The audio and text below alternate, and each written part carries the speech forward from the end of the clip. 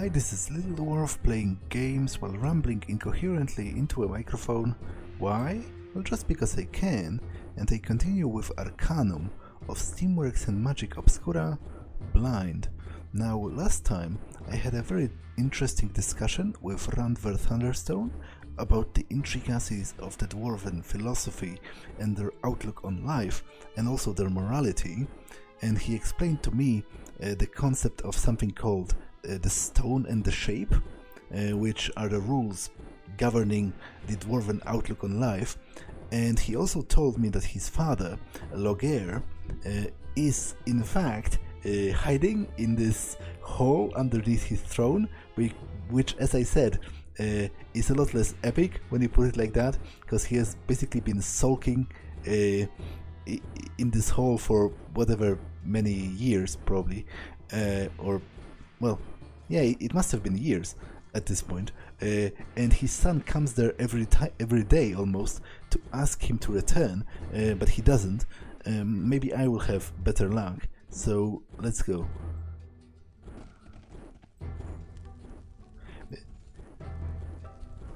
What?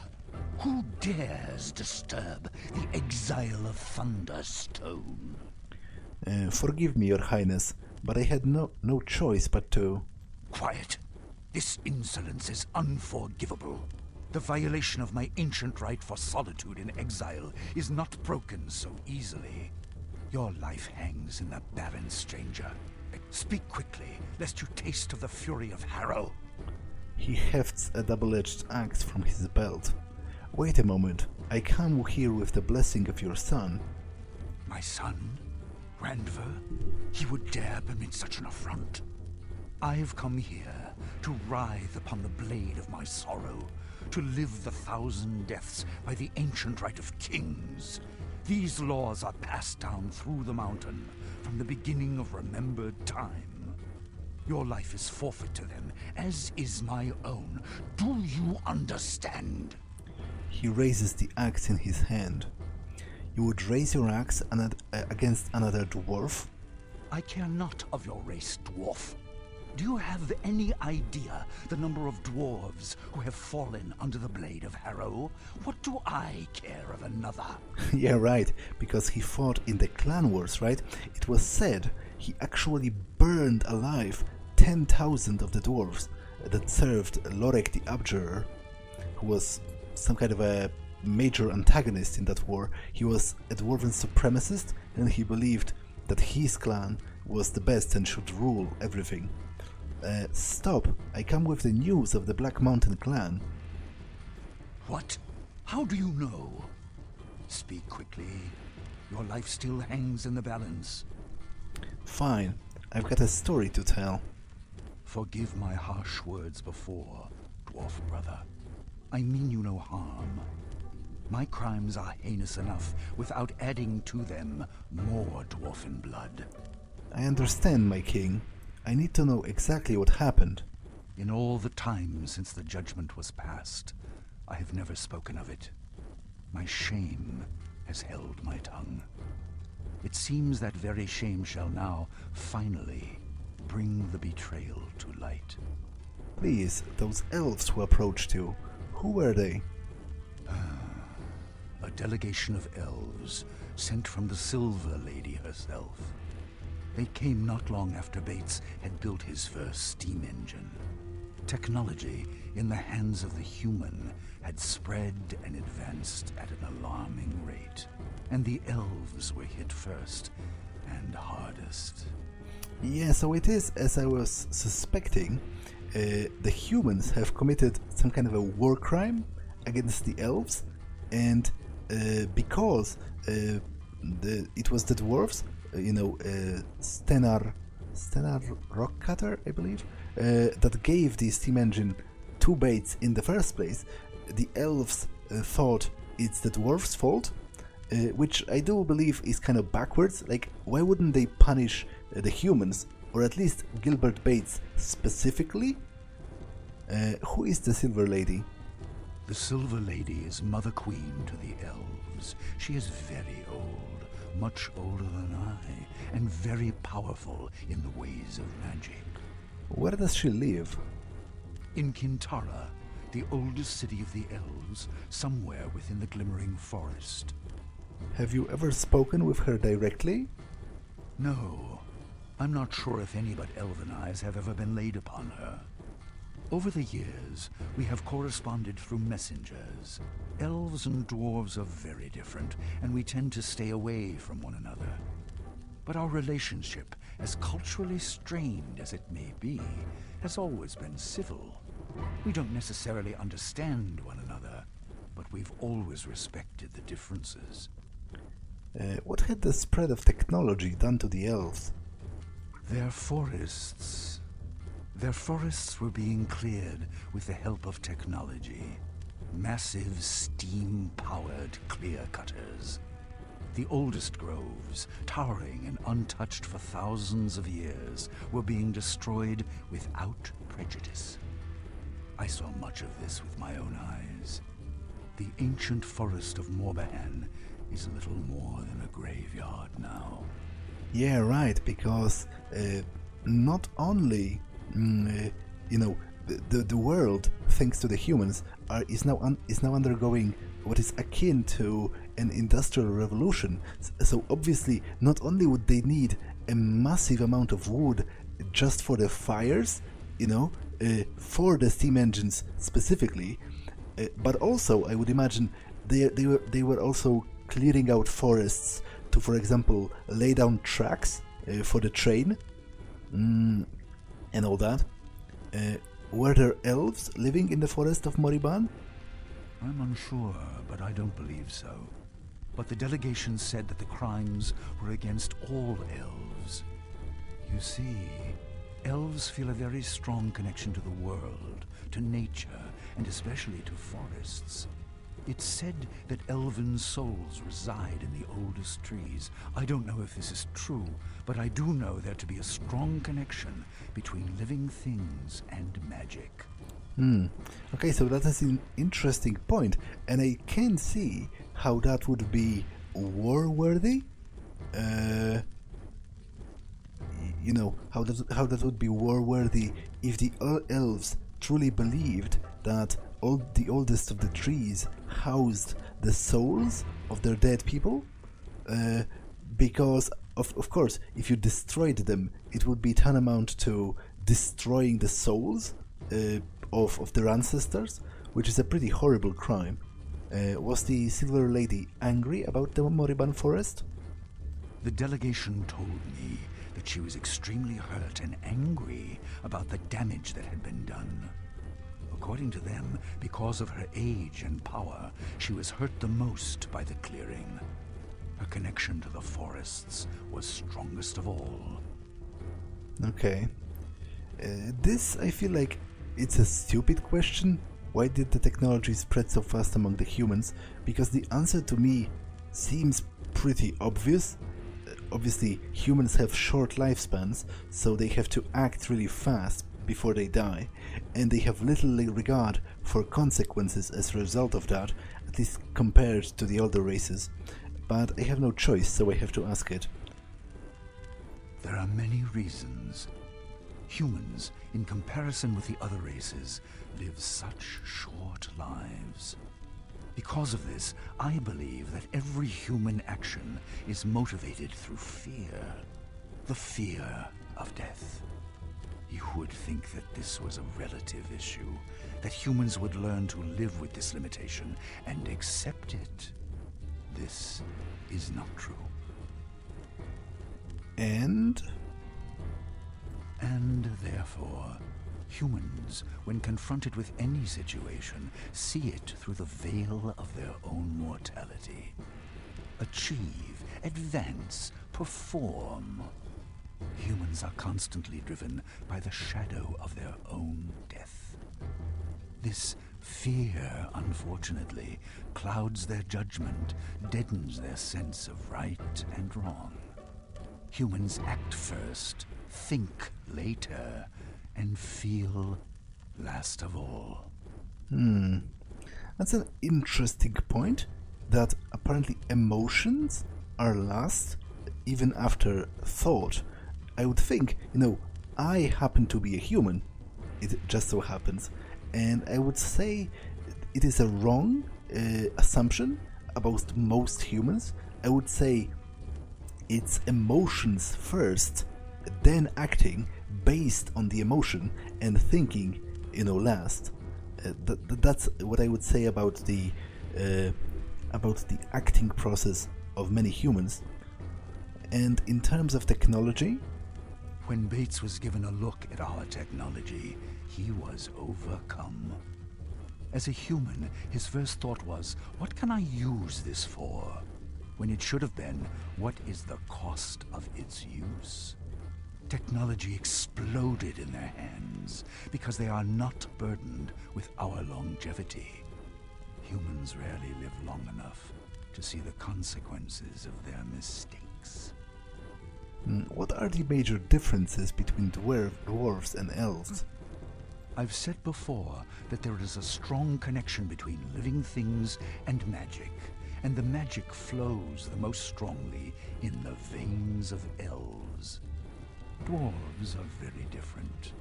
We feel a strong connection to the earth, but in another way. We love those things which are eternal, unchangeable. Earth, stone, metal. In those things are strength, but not life as you know it. And the elven delegation? What did they demand of you? They said that if the Black Mountain clan was not punished, there would be war.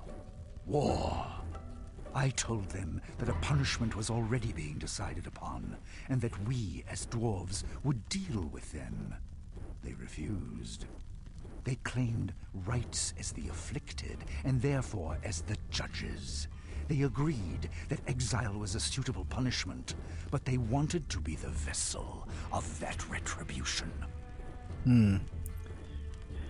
Okay, so I guess what happened is he wanted to avoid war, and I imagine it was specifically because he has just spent 500 years fighting a civil war among the dwarves, so I can see how he would be very, very tired of it and very, very weary of sending more dwarves to their death.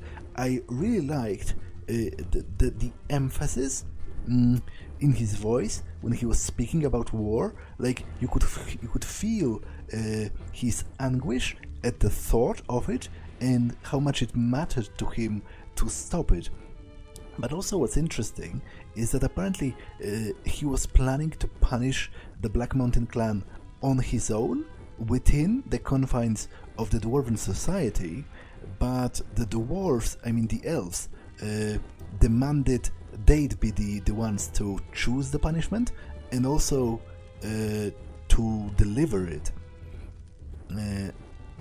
Which, again, I find it weird that the elves didn't punish the humans at all. Like, I can understand their train of thought in that they wanted to punish the dwarves as well, because they thought the dwarves were partially responsible, because they allowed the humans to take their technology. But why didn't they punish humans at all? And why didn't they punish Gilbert Bates specifically? It seems to me that it would be the most logical thing to punish Gilbert Bates the most, and then the dwarves less. But it seems the elves went the route of punishing the dwarves and leaving Gilbert Bates alone, which seems a bit contrived and pointless. Are the elves a warlike people? Is it in their nature? No. I know that there was a time of violence many years ago among the elves. But from what I know of them, they are a very rational, peace-loving people. They know that ultimately, war benefits no one. I was very surprised when they came and threatened it. Okay, so that's interesting, because the option here says, I see, there are some inconsistencies here. And he says about the time of violence among the elves. So I've noticed so far that there seems to be a distinction between the elves, between regular elves and dark elves. I've encountered a few dark elves myself. I don't know what exactly the political and philosophical differences are between regular elves and dark elves, but if I were to guess right now, if I were to form a hypothesis about what happened, is I would say it was the dark elves who impersonated the delegation from the Silver Lady, and they threatened war on behalf of all of the elves, presumably for their own gain, because Lohaire seems to think that it was weird of them to do so, because elves are usually peaceful, and I personally think it was weird of them to do so because they didn't punish the humans at all. So it seems to me there is indeed some kind of a conspiracy at play, and incidentally, it also reminds me of a very similar plot point in Warhammer, because in Warhammer, the distinction between the Dark Elves and the High Elves is a purely political one.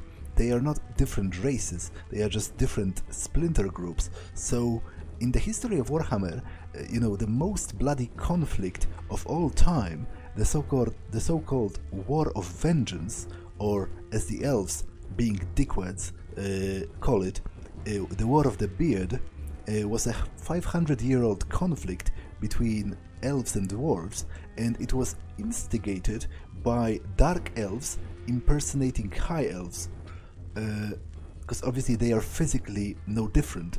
So basically dark elf soldiers pretended to be high elves and then murdered a bunch of dwarves and stole their goods, and basically have sown mischief and whatever, until it boiled up to the point of a full-blown war that devastated both the elven civilization and the dwarven civilization. And I feel like something similar might have happened here. I see, there seem to be some inconsistencies here. Yes. The more we talk about it, I begin to get the same feeling. Yes, the elves would have been angry, but would they really have threatened war? Morbahan was a tragedy, but directly affected none of the elven communities. Perhaps my fear blinded me to such things before. And now this mystery. Where are the dwarves of the Black Mountain clan? So he doesn't even know. I guess he said that the elves wanted to be the ones that banished them, right? So he doesn't even know where they are. They have been banished to wherever. Which I understand he might feel doubly guilty about, because for all he knows, they might have been killed. Like, if he doesn't know where they are physically, then what assurances does he even have that they were really banished? Which actually brings me back to Randver, Lohaire's son. He said, when I said that the Black Mountain clan dwarves were not at the Isle of Despair, he said, we were given assurances by Alberich. That's what he said. So I take it from that the elves promised the dwarves, they said that they are going to exile the Black Mountain clan onto the Isle of Despair, because obviously it's used as a penal colony, so that's exactly what it's used for. But in the end, they didn't. They did something else with them, which might include actual genocide, because nobody has seen them ever since. What is it that you feared, Lohaire? Why did you agree to the terms? I am very old, stranger. You may know nothing of me, but believe me when I tell you that I've seen enough dwarven blood spilled to fill 1,000 lifetimes. Have you any idea what it would mean for there to be a war between the elves and the dwarves? Arcanum itself would not survive the conflict. And I was so very tired of filling tombs with the bodies of my people. Yeah, that's what I said. I totally get his position, and I totally get how he would feel. after finishing that 500 years civil war and then being threatened with yet another war on top of that. But nothing. I chose to spare the dwarves, the world, the price of such a war. What was one clan's honor in comparison with the sheer cataclysm that would result otherwise? You ask what right they had? None. They merely forced a choice, and I chose the path of least resistance, the least pain. That was my betrayal, stranger. So it seems he's guilty about simply the fact that he let the elves decide the punishment, because as of now he didn't.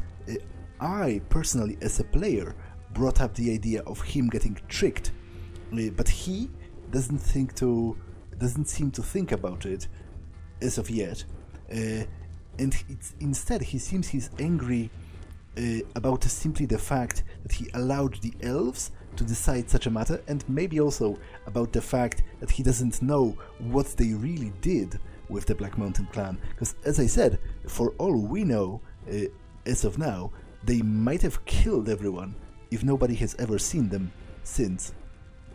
And also, it's interesting, and this ties in with the philosophy of the stone and shape, right? Because he feels like by choosing the utilitarian option, he has betrayed his stone, because he feels like the clan's honor was more important to him being a dwarf and the Black Mountain clan being dwarves. It was more important to their stone than even the fate of all of Arcanum. So he felt that he betrayed the stone when he decided that he wants to spare the world the price of the war. In the end, he felt it was a wrong choice, because it wasn't a choice at all, right? He should not have chose that, because his stone as a dwarf demanded defending the clan honor, right? I guess that's how I understand that so far. What do you mean? You were merely acting out of concern. But that is the point. I am king of the dwarves. It is my responsibility to lead them, to protect them. But most importantly, it is my responsibility to defend their honor, their dwarven honor. By allowing my own fear or concern, regardless of how justified that fear might be, to overshadow their honor, was an unforgivable transgression. Yeah, right? That's pretty much what I said. But being a king isn't always easy. I'm not going to chastise him, because I believe he's been doing that himself for the past whatever years, so it's not going to help him. I do believe he needs at least an inkling of hope that his mistakes might be redeemed if he is ever to get out of here. He must be given he must be given a chance to redeem himself, and I feel like saying this is only going to get him more bitter and more, self-loathing. So being a king isn't always easy. Even as king, the choice is never mine as to whether even one dwarf is stripped of his honor. I should have brought this to the people, or just flatly refused from the beginning. I was a coward, a failure, and this exile is my punishment. Given the choice now, I would have waged war against all of Arcanum to uphold the honor of that foolish little clan. Oh man, I've gotten goosebumps from this last sentence, because it's just so dwarven. I love it. As I said, I love the dwarves in Warhammer, and this is something that the dwarf in Warhammer would have said, and they've specifically done it in the case of the war with the elves, because they've done it specifically for honor. The instigating event wasn't even the killings, because after the killings the Dwarven king sent an emissary to the Elven king, trying to work it out, trying to get an explanation, but because the Elven king at the time was a giant dick, he was offended by the tone of the Dwarven ambassador, so he had him shaved, and obviously being shaved is like the worst offense to a dwarf, so that's why the elves call it the War of the Beard, but the dwarves call it the War of Vengeance. So basically this war was instigated specifically over honor, and it decimated their entire empire and the empire of the High Elves. And I love that because that's insane. And I feel like it's cool when other races in fantasy have an alien mindset, a mindset that's incompatible with the way humans think. And I do feel this is such a mindset because obviously I do not advocate for this kind of thinking in real life because it would be horrible and pointless. Because obviously the dwarves could not win such a war; they would have been destroyed eventually if they fought all of Arcanum over the honor of one of the clans. But in the context of the fantasy story, I love it. I so love this concept of the dwarves being so enamored with the idea of honor and with the idea of doing what is right that they do not even see other options as being possible. And that again brings me back to it was quite nicely explained by Randver in the previous episode, and the philosophy of the stone and shape, because they feel like certain things have to be done simply because they are dwarves, and being a dwarf is a responsibility to act honorable, so you don't really have a choice. If you want to be a dwarf, and you are, then you simply must do what is right, always, even if it means that the world is going to be destroyed.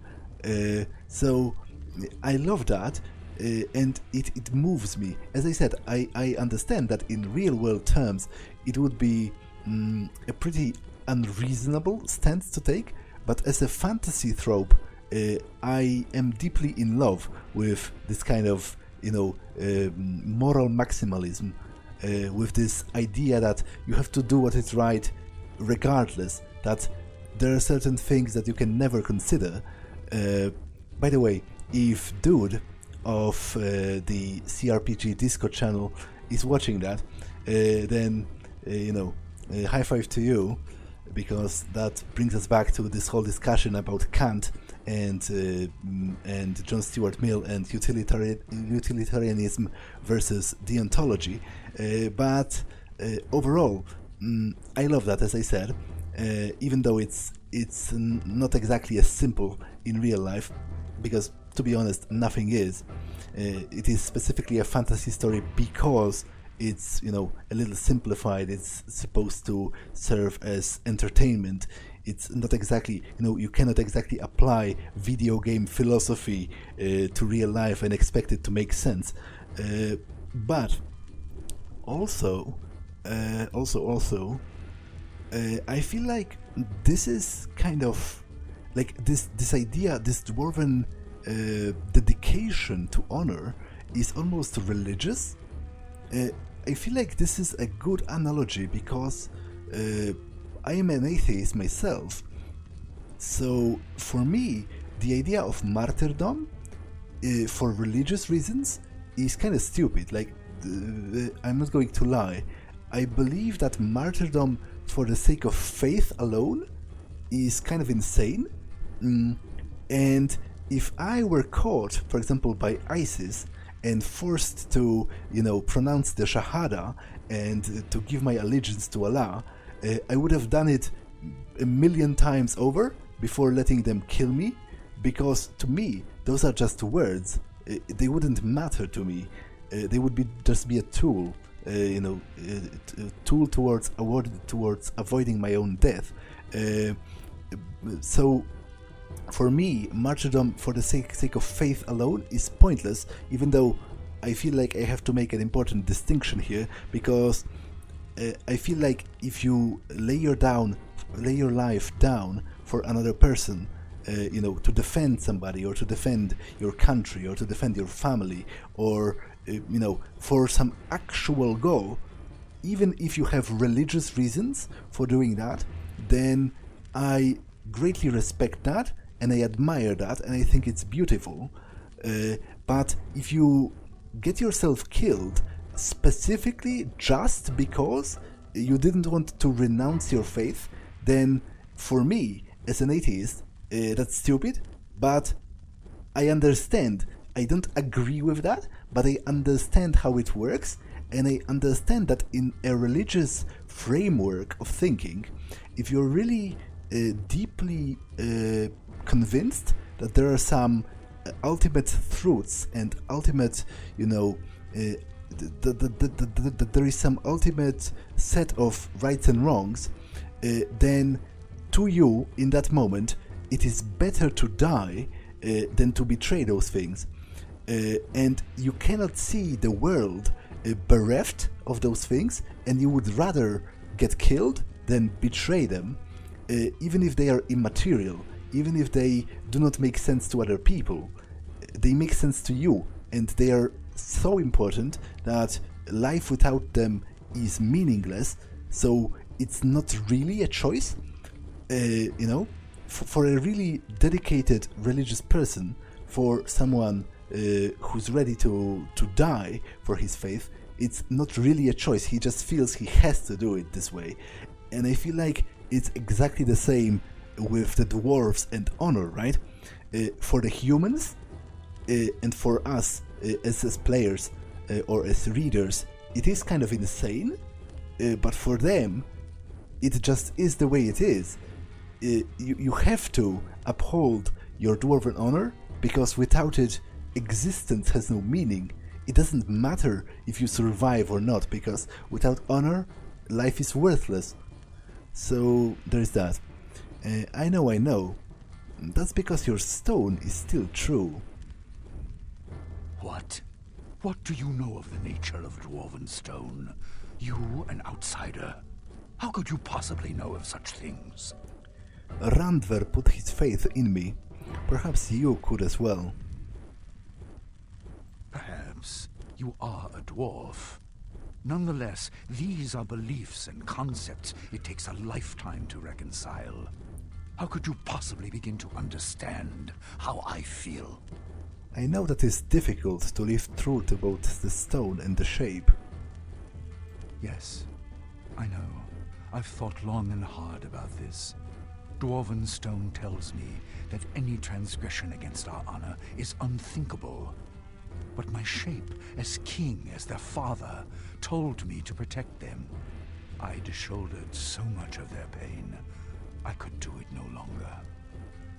What do you see as the nature of your betrayal?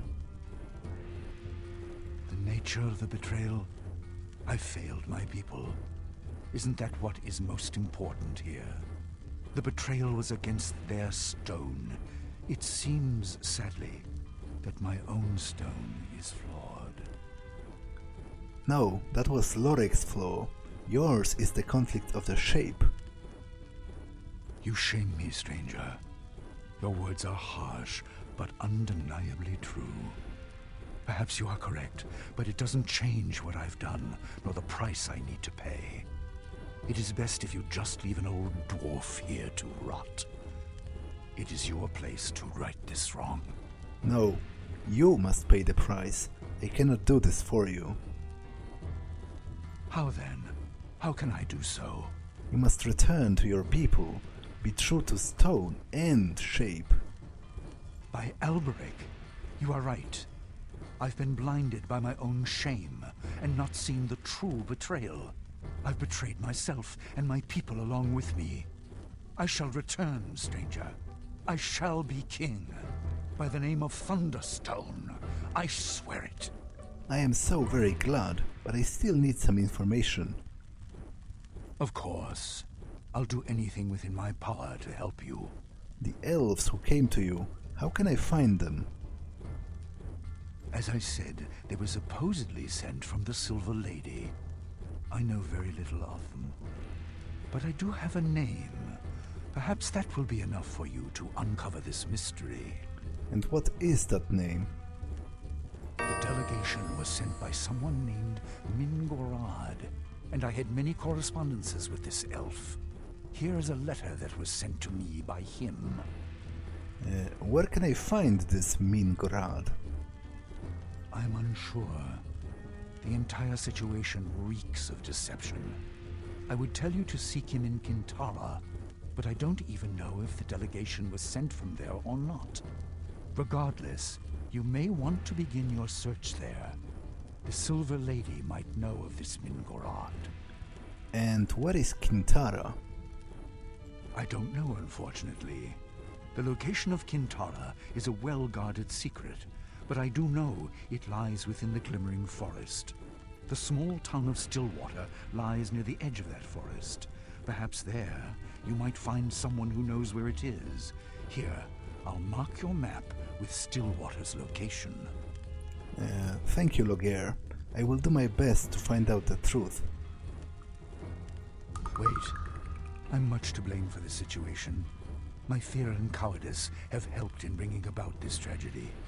I feel I must do something to help you. Please, take Harrow, the first axe of my family. Its blade strikes true and deep in the hands of the righteous, especially if those hands are dwarven. Within it is the strength of the Thunderstones. I give it to you. I will put it to good use. I'm sure you will. Godspeed on your quest, my friend. And if you do find out what happened to the Black Mountain clan, return to me. I would be very interested in finding out what really happened to them. I will do that. Interested. I will do that. Goodbye, Lohaire. And he just crawls out of the hole underneath the throne and just sits on it. Okay, so let me first of all read this. This is a note to Lohaire Thunderstone from an elf named Mingorad. Lohaire, the judgment on the Black Mountain clan has been passed. Make certain that they are at the appointed meeting place at the agreed upon time. I speak with the authority of the Silver Lady, Queen of the Elves. If all conditions are not met, we will next meet on the field of battle. Mingorad. Okay, so this sounds like an execution. Because if they are to be exiled, what does it mean? What difference does it make? From which point do they start their journey towards the point of their exile? Like, if they were given an order to be at a specific place, then it sounds to me like it was a trap. Well, not a trap, because they knew they were going to be sentenced, but presumably to exile and not to death. It seems to be they might have been all killed, and that's why nobody has seen them. But I was also given Harrow, the first axe of the Thunderstones, but I do need to make some space in my inventory if I am to ever pick it up, which is going to be rather complicated given the current matter of things, but I will do my best.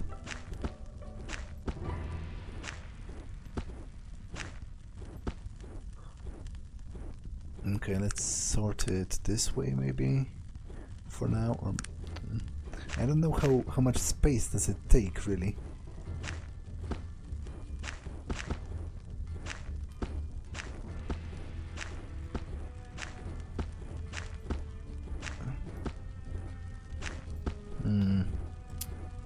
I'm pretty sure I might need more than that.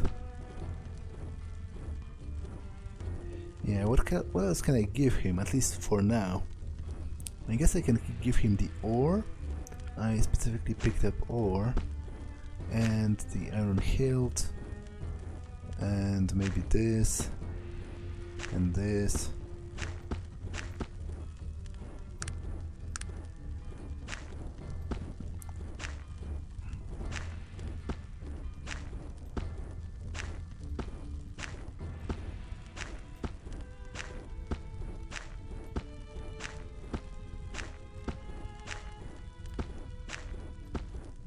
Okay, is it enough?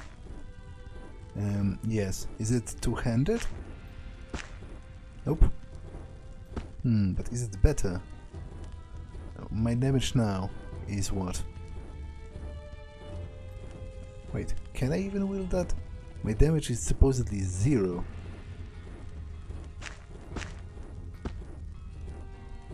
Do I have too low of strength? And how do I tell that? Like, it doesn't tell me?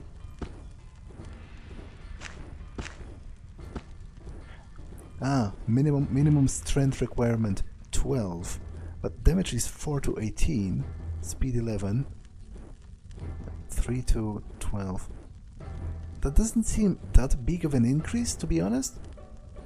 But of course I will keep it. It seems pretty important. Maybe I will upgrade my strength eventually, and I will be able to use it. For now, let's take something back from him. What do I need? I guess nothing really at this point. So let him keep all those things. Although, no, I want the pagan gods of Arcanum, because I might be referring to that on my quest to find the altars. Let's see where this leads. So I guess this leads to the tunnels full of enemies. I might actually explore them now.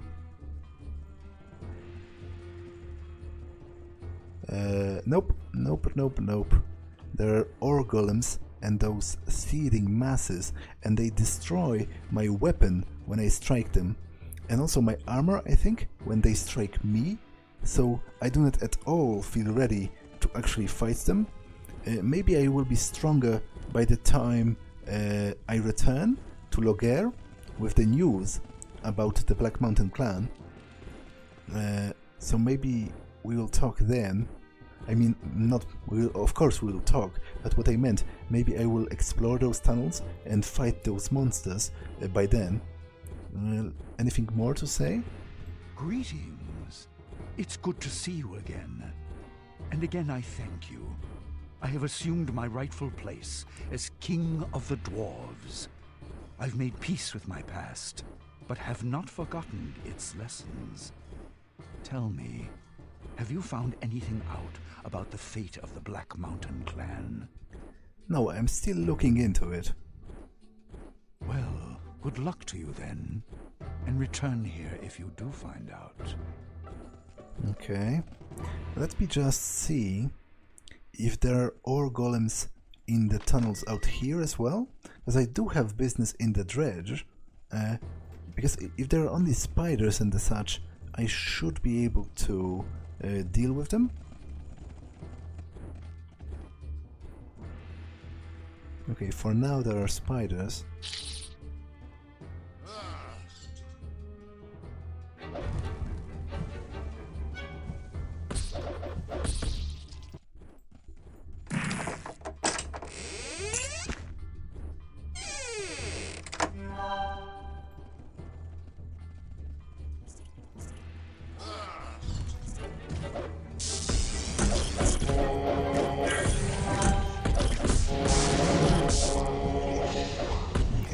I better slow it down a little.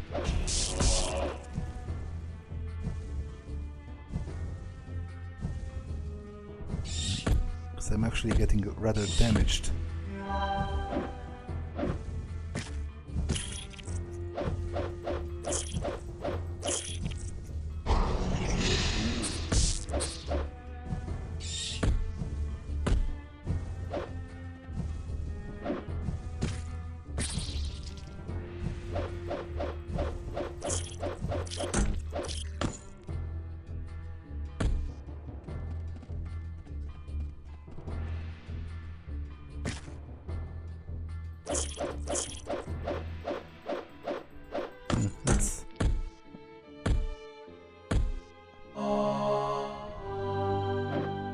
That's a pretty resilient enemy. An impressive attack!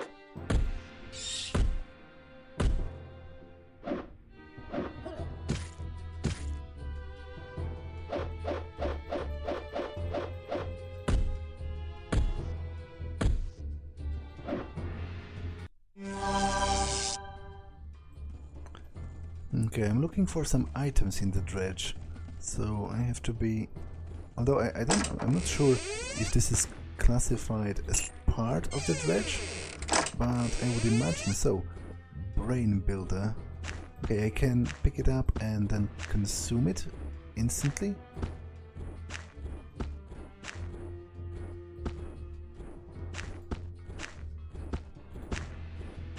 Or can I? Yes, I can.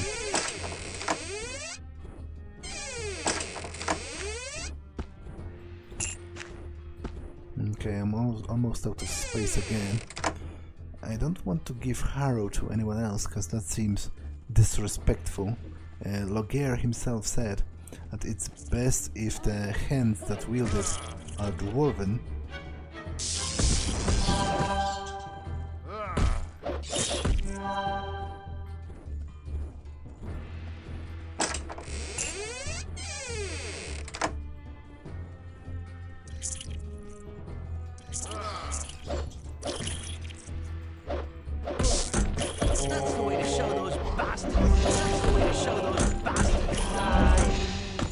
Sir.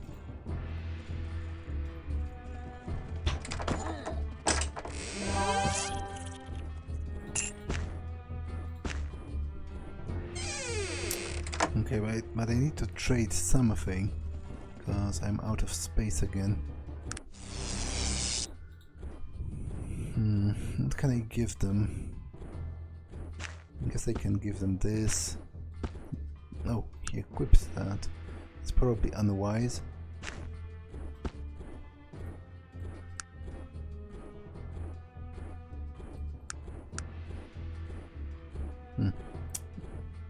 Okay, I do need to give the book to someone. It's not going to work any other way.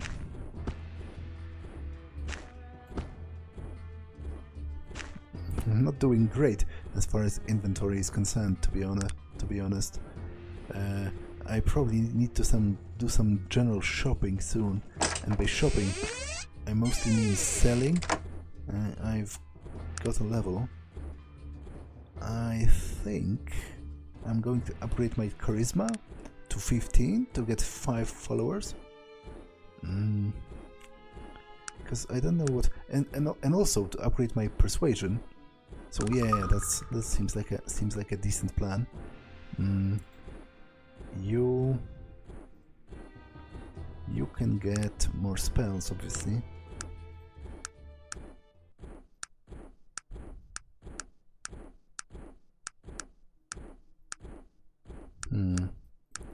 I think I might go into the temporal discipline now, because it seems pretty interesting. It has hasten spells, as well as the ones that slow my enemies.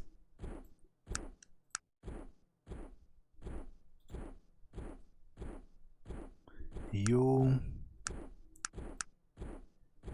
can get an upgrade to your intelligence, maybe?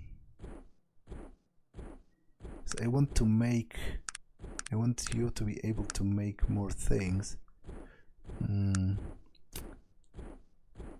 Actually, I think I am going to specialize in blacksmithing, so you can go and specialize in mechanics for a better spread.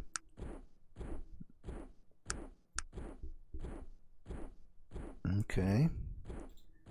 And you are kind of pointless, so just have a point of dodge.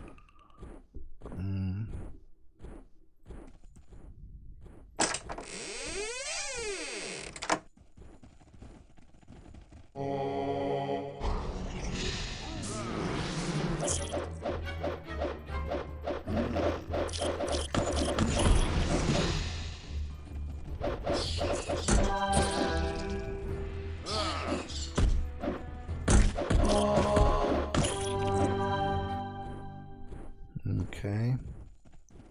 Oh, there's a group of dwarves here. Dwarven miner. Arvid Millstone, he's the foreman. Get on with it, I do not have all day. Sir, why are you speaking to me so? A dwarf sees many things down here in the mines, but I can't see I can't say as to how I've ever seen more a repulsive creature than you. Be gone from me. Good dwarf, can we get beyond our petty differences? The dwarf considers your words, and then half smiles. Well, I suppose I might be able to show a little mercy on such as yourself, at least for now. What can I help you with? Thank you for your consideration. Might I ask who you are? The dwarf before you is thick, soot-covered, with tattoos on his forearms. On his forearms. He's a foreman. My name is Arvid Millstone, and I am a foreman here in the Wilclan mines. A pleasure. Why are all the miners standing here? Well, there has been some trouble here in the mines as of late.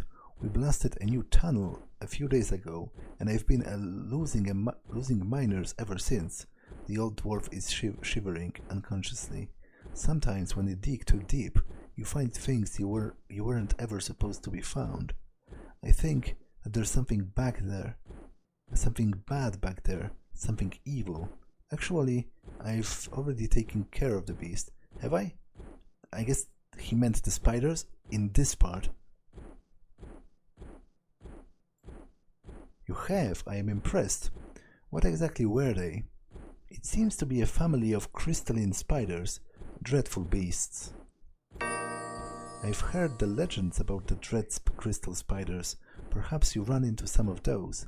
I never actually thought they were real. He shivers again. Thank you, my friend. The Wheel Clan is indebted to you. Goodbye. Well, if the Wheel Clan is so much indebted to me, maybe I can steal a bunch of your things from here.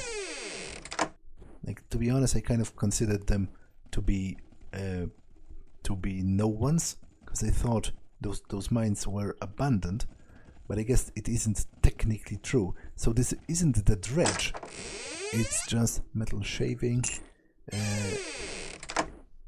It's just a regular part of the mines, I guess. And this is the other staircase, right?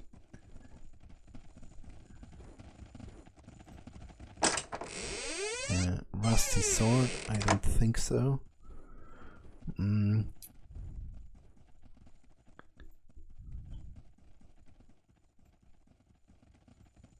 But there are still some spiders here, from what I've seen.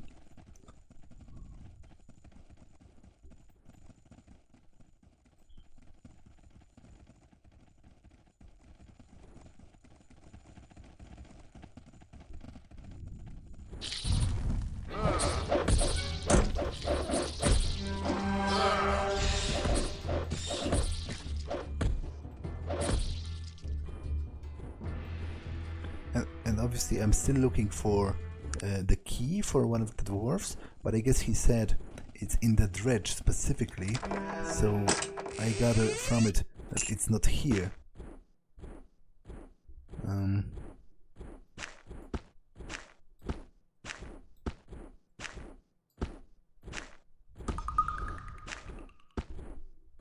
Do I even have enough space for it in any of the other characters' inventory? I guess so. Obviously it might be kind of useful as far as crafting is concerned, but I do need to make a shopping run to Shrouded Hills. So I'm going to get the best prices there. Okay, so this goes back here. So this was not the dredge. This was just the regular mines. I guess I do want to visit the dredge as well. I do have a quest for that, in fact, but I am kind of afraid that it's going to be full of those ore golems, and I feel like I'm currently a little bit too weak to effectively fight them. But I won't know that until I try to get in there. So let's do that.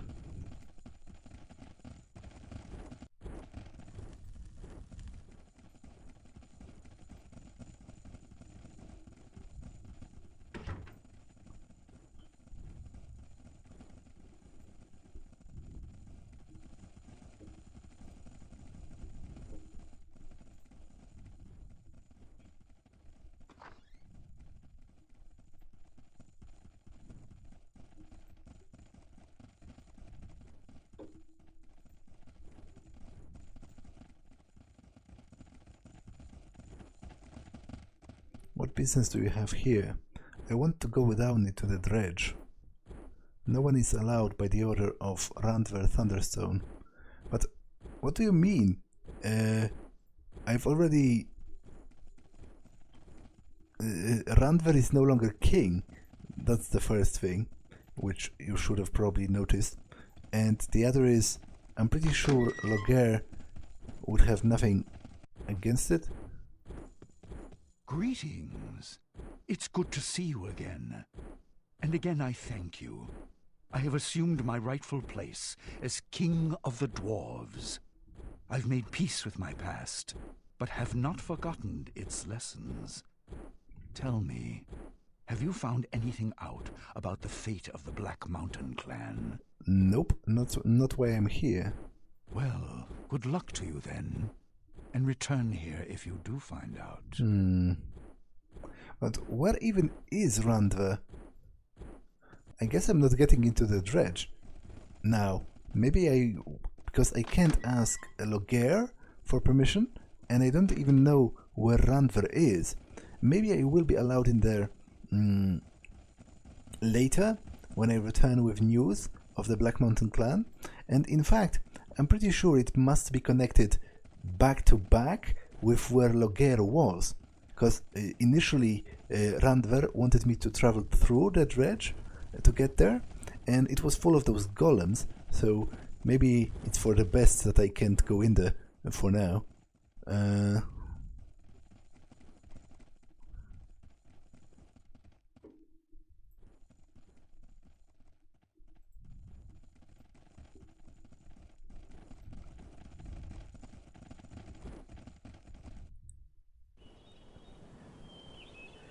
Okay, so I am going to travel back to Shrouded Hills because that's where I have the best prices, and I do need to sell a bunch of things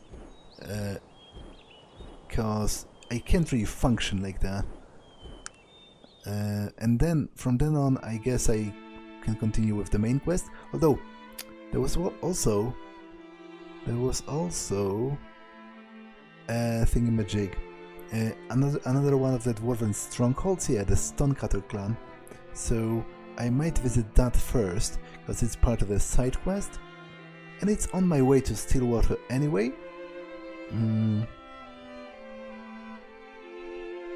So yeah, I think I will do that.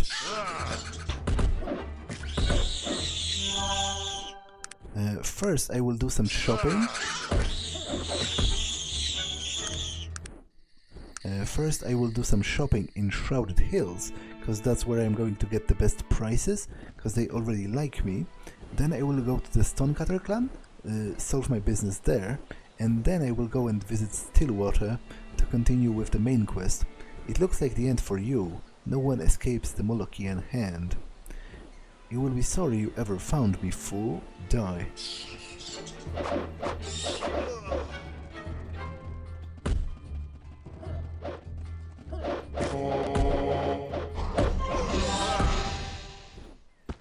Okay, that was underwhelming.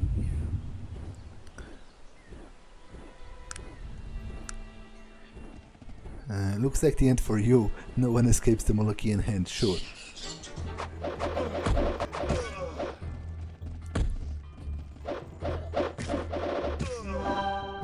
You'd think they would have learned their lesson by now about joining forces instead of trying to ambush me in groups of 3.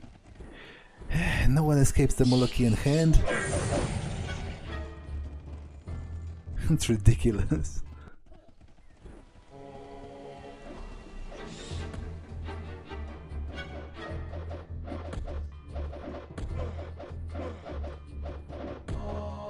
A friend, I've been wounded terribly.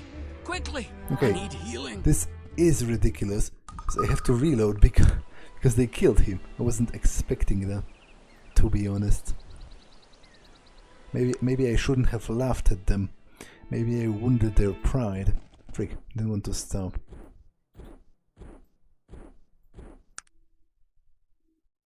Maybe I wounded their pride and they wanted to prove themselves.